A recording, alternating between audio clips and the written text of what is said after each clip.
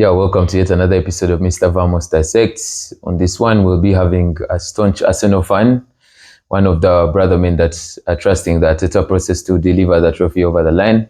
And I'm really honored to have him here to give us a few insights on how the trophy climaxes at the end of the season, how the title goes down to the wire. I think he can give you guys a shout out and then we'll proceed with this. I'm very excited to be on the Mr. Vamos show. And it's a very, very interesting title race that we're having this season. And I'm actually glad to be able to share some insights on how the title race is going. Okay. Thank you. Yeah, thank you, Reno. And then for those of you that are new on the channel, please don't forget to hit the subscribe button. Don't forget to like. Don't forget to share. And then, of course, this will be the very start of invitations to different people because I think very many people have a lot of things to say. I don't want to be busting their bubbles. Well, in this episode, we'll talk about the hotly contested title race. We will talk about the golden boot. It's also been heated inside there. There's been very many players racking up the goals. Of course, the clean sheets have gone to yours truly, David Raya Arsenal. I think Reno will be happy about this. Well, straight into the mix, I think we will start with how the fixtures are going on this weekend. Well, in the title race, I think the earliest game will be an Arsenal taking on a Spurs. I don't know what you think about this one, Reno. It's going to be a very, very contested and heated game. And as we know, it's a game full of goals. Yeah, and sure. Right now, you know, especially Arsenal is fighting for the title. Yep. And they are trying to maximize the opportunity that's available. You can see from the previous game, they disciplined Chelsea, and people did not expect. We didn't expect it to go that way. Yeah. So I believe we're in for a surprise, and I know it's going to be a game of goals, but now it's going to go down to the wits, and we're going to see who really wants it. Okay. Yeah. So when I look into this game, this is actually a London derby. And now, of course, this is not the Spurs that Arsenal has been playing over the past few seasons. Of course, Arsenal has been dominating most of these London derbies. Of course, Harry Kane was dominating the derbies before, and then he's out of there. And Ange Postecoglou has built a new lineup inside Spurs there with, of course, Son becoming the number 9. But then, for me, important to note, I don't know what, Reno, you think about this, but I've been watching Arsenal games recently, and for very many weeks, they've been solid at the back.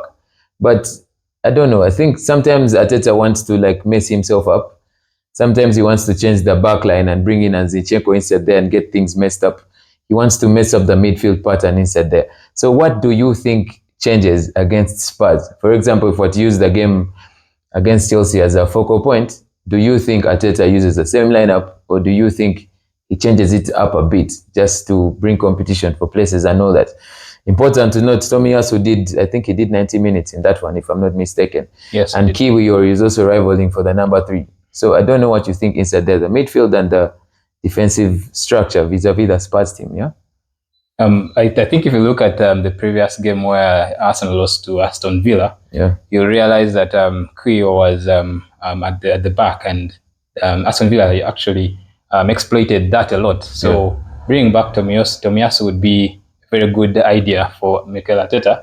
And I believe that having a Tomiyasu at the back, and of course, I'm a fan of Zinchenko, but for this game, looking at a team that has performed, that was the Chelsea team against Chelsea, and I believe being that it's only now one league remaining, all other cups, of course, Arsenal is out.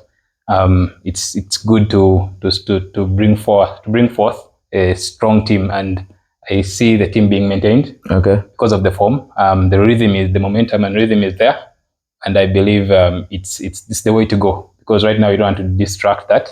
And I see the same squad. Hopefully, Gabriel Jesus, if he plays, decides to score 1 or 2 goals. But I personally think Gabriel Jesus is a crybaby. Well, and then also I think in front there's been this argument. Well, I needed an Arsenal person on board to probably give me what they think. Because there's been this argument of Leandro Trossard only performs when he gets off the bench. And then Arsenal fans were whining about Martinelli being benched, maybe in a run of games, and Trossard playing and not delivering. So if you were you and you're looking for points against Spurs, who do you think you give the nod?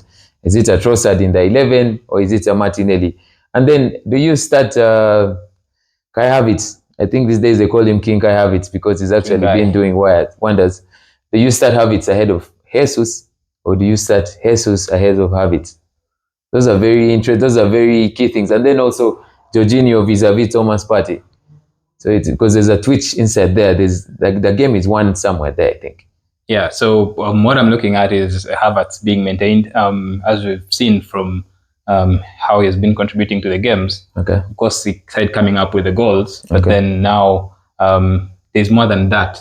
He holds the ball and he creates chaos in the defense of the opponent. So I believe Havertz would be good to have in the squad. But then the debate between Martinelli and Trossard, from the previous games we've seen when Trossard starts, apart from the Chelsea game, where he immediately brought impact. Yeah. But being that it's going to be an intense game, I would give Martinelli the chance. Okay. So that when there's that exhaustion that comes usually in the second half, that's when Trossard usually turns up. So and now that's Spurs wing, of course, has Pedro Porro. He's actually going to be overlapping left, right. I think you most definitely need to capitalize on that because that Spurs defense actually keeps shifting. I think you remember what happened to Mickey van der Hen the last time they played Newcastle. Yeah, he was left eating grass, I think, 2 times. So if of course your guys can capitalize on that, then I think that would be good. And then that Thomas Partey and Jorginho, I don't know what you think, but I think Thomas Partey is an old man who age has actually caught up with him, and he might not really give us as much football as we expect. But I think he's fluid. Over against Chelsea, he was fluid. So do you back him over Jorginho against Spurs? Looking at Spurs, as I shared, it's going to be a heated game. It's going to be an intense game. Yeah. And Thomas Partey came back. I believe that was in the Bayern game, and we saw he was struggling a little bit. Yeah, sure. But much fitness. As you know, when players get those minutes through, you realize that they start delivering. So with his experience, yes, he's an aged man, but with his experience, I believe he should be able to help and hold in the midfield and be able to deliver a few key passes, because this gives freedom to the Martin Odegaards to be able to move and cause and give some assists that can create those chances that and we get some goals, because we all know that this game is a game of goals, and goals win matches. So it's not all about the passes, but also the key passes. And as we all know, Thomas Partey is good at delivering those. Yeah, sure. And now, of course, Thomas Partey against Spurs, I think all of you guys remember that he has a shot in him. Last time I watched Thomas Partey playing against Spurs, he scored, I think, a blockbuster from outside the box. And then in the same game, he actually hit the bar. So I think if Mikel Arteta is actually getting some goosebumps from those videos, then he might probably give him a nod. Well, without going too far in this one, let me just get your prediction for that one. Arsenal takes on Spurs. Arsenal wants to compete. So what's your prediction for that one? I'm looking at the prediction. Of course, the defensive line of Arsenal has been concrete, and of course, minus the Champions League, which where they conceded. Of course, the pedigree was. Yeah. I think that it was some nervousness, but being that this is a league that they played day in, day out, they should be able to hold their line. So I'm looking at a 3-1 to 3-1 Arsenal, okay. Yes. Of course, as I said, the defense is concrete, but Son has a way of picking 1 or 2 goals against Arsenal. Surely. But hopefully, I believe they try to hold up. But I'm looking at 3-1 to Arsenal. Okay. I just don't want to blow my prediction right now. I think I'll give you guys the prediction at the end. Well, we've been talking about the title race now. And then, of course, I don't want to think that Liverpool was kicked out of the title race, because if they lose to Crystal Palace the other week, and then the other day they lost to, remind me again who they lost to. During the week they lost to, what was the name of the team again? I can't even remember. Well, all I remember is that Liverpool lost. That's how it is. So, Reno, do you think Liverpool is still in the title race? Or do you think we wave them goodbye and we'll maybe wait to cry for Jurgen Klopp when he's going, and then he brings his kids onto the pitch, and then all of that? As I shared, it's still a tricky title race, and we still have a couple of games to go. So anything can happen, and as we know, the Premier League is full of surprises. Okay. So I don't want to kick him out and say he's out of the title race, but I believe after that loss that they had. It was against Everton, yeah, Merseyside derby, yeah. Yes, Merseyside derby. So after that loss that they had, they must have gotten some good prep talk. And being that the big man is leaving at the end of the season, the team is going to try to push forward and maybe get a couple of wins and starting with this game that they're having. So I believe they will get that win. So yeah, Liverpool takes on Westham. So you believe they'll take on that win. So your prediction is Liverpool win against Westham. Yes, yeah? It is. Yes. Okay. So we get on to Man City. Today we're talking about the top three right now because it's hot inside there. Chelsea, Man U, but we'll show you later. So Man City came through and washed Brighton the other day. Was it 4-0 or something? And then they now take on, I think Man City is playing Nottingham Forest. Nottingham Forest has been solid recently, but then stuff hasn't been good over the past 2 weeks, yeah? So personally, for me, I think when Pep Guardiola begins to pick up the wins, then it's going to be win, win, win, win, win.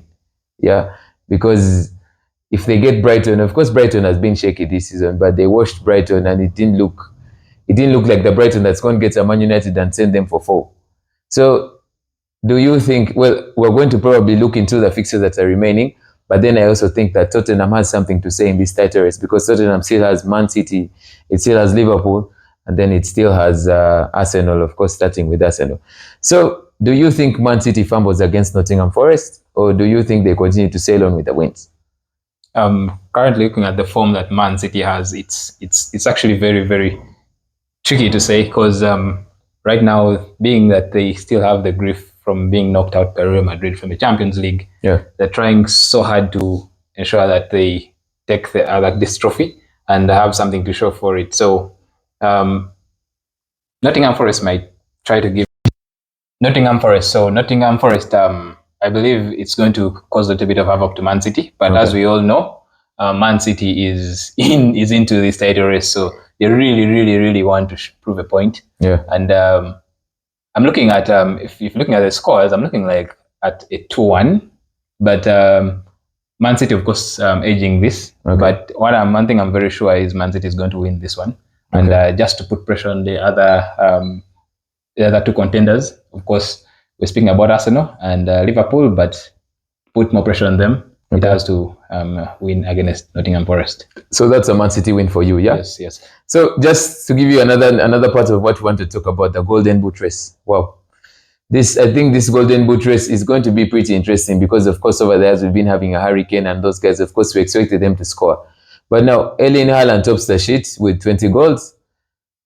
Cole Palmer, Cole, like the Chelsea guys like to call him, 20 goals. Ollie Watkins, 19 goals. And Dominic Solanke, unbelievably, 18 goals. Well, now when I see Dominic Solanke inside there, remember Dominic Solanke has an Arsenal inside there.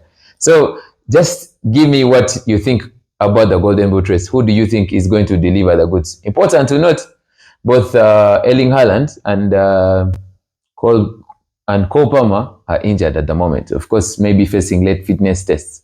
And then Ollie Watkins is playing against Chelsea. I'm going to tell you guys about that fixture, but what do you think about that, about the Golden Boot race at the moment?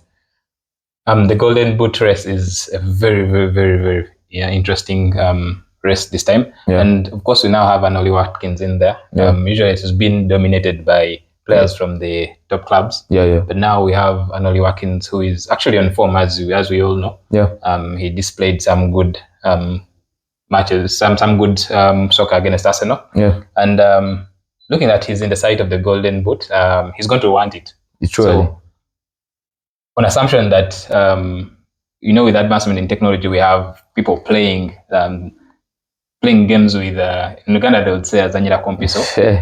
For our English viewers, this is using some medication so that they're able to compete in some of the games, and it's a few minutes.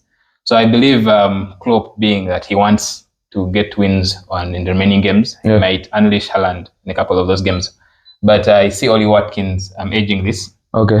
If at all they continue their outstanding form and trying to get the wins on the rest of the games, then I see him edging this. But as we all know, Cole Palmer is also injured, but we know he's the go-to man for the penalties. Yeah. But I can't speak for him that much because as we know how Chelsea has been performing. Very shitty Chelsea team, yeah. So apologies to the Chelsea viewers, but I see Ollie Watkins and Haaland going head to head. Okay. And depending on if Haaland gets some game time, he can actually niche it. So, well, I think just like you said, that's good analysis and good thought on it.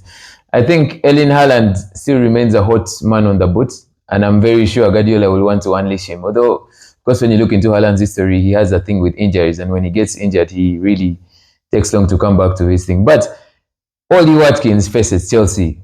I will even look straight in the camera and tell you guys that Chelsea versus Aston Villa, there's no, it's not going to, it's only one-way traffic. I think Aston Villa takes this one for me. 3-1 Aston Villa.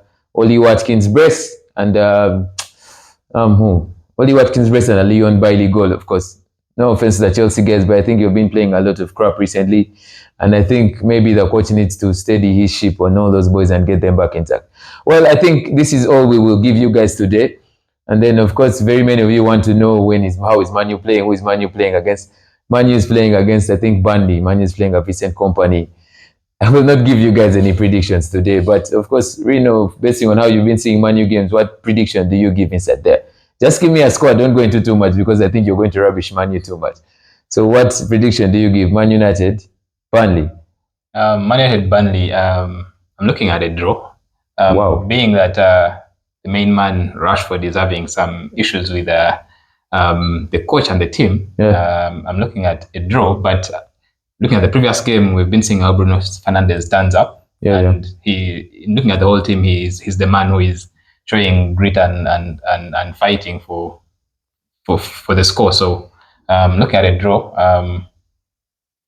Looking at a draw for that game, like a 2-2 draw. Wow. Well, I think Manu takes this one away for me. I think Bruno Fernandes is on form. I think he has 7 goal contributions in the last 4 games, which is pretty interesting. And of course, Rasmus Højlund scoring a goal the last time out might be something to start again with his goal scoring and all that.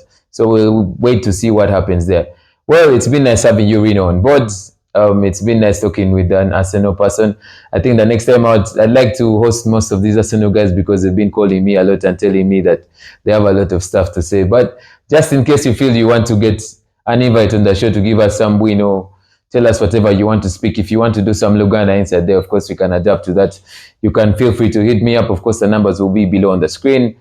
And then, of course, feedback will be very appreciated in case you want to share something or whatever. Please let us know. Just keep your eyes crossed on the Premier League. It's hotly contested. And, well, don't forget to subscribe. Of course, majorly don't forget to subscribe because we continue to give you all the content.